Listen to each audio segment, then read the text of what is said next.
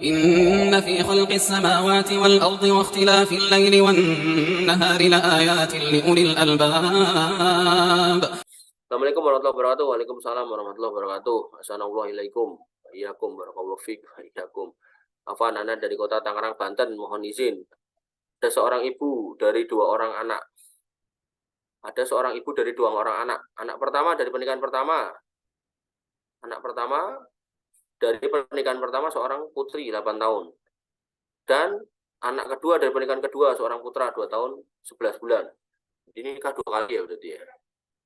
Kemudian Ana memiliki riwayat sakit bipolar, gangguan mood, dan epilepsi. Dari anak kecil, emosi Ana tidak terkendali, dan yang menjadi sasaran emosi Ana adalah putri Ana. Dan putri Ana tersebut terdiagnosa ADHD ringan.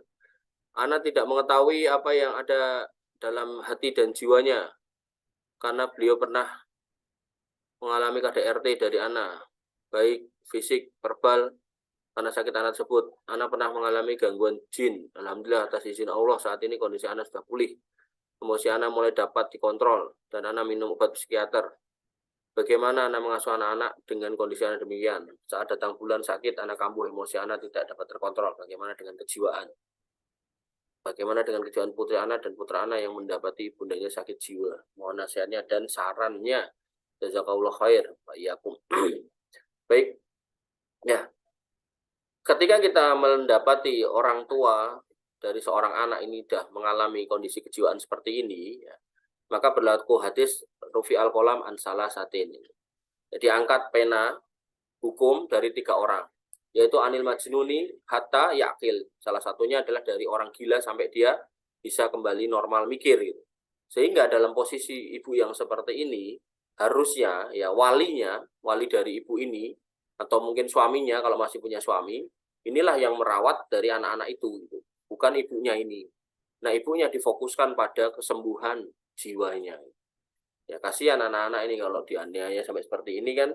Nah, maka harusnya ibu yang seperti ini saya sampai bingung. Ini harusnya yang nanya ini walinya ya. Kalau yang nanya orangnya dinasihatin juga.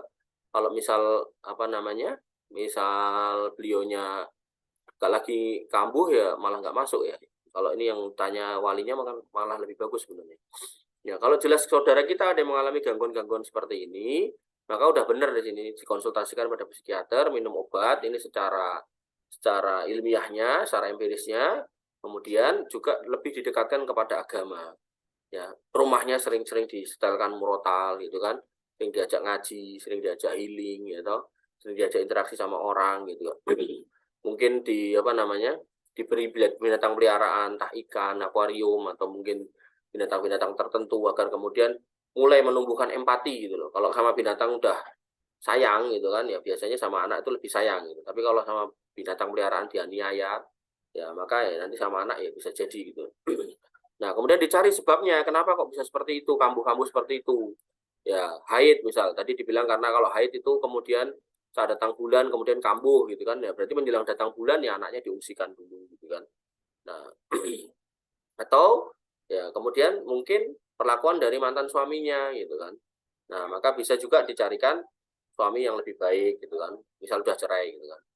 Dalam kasus yang pernah saya tangani atau saya temui, ada wanita seperti ini mengalami gangguan seperti ini karena dipindahkan dari rumah kampungnya. Jadi dia misal dari satu desa A gitu kan, terus dipindah ke desa B. Ya, di desanya itu dekat sungai, dia biasa dengar suara-suara sungai, suara air, dia tenang gitu kan. Nah, pindah ke kota yang ramai, bising, padat, banyak motor, banyak orang berantem misal gitu.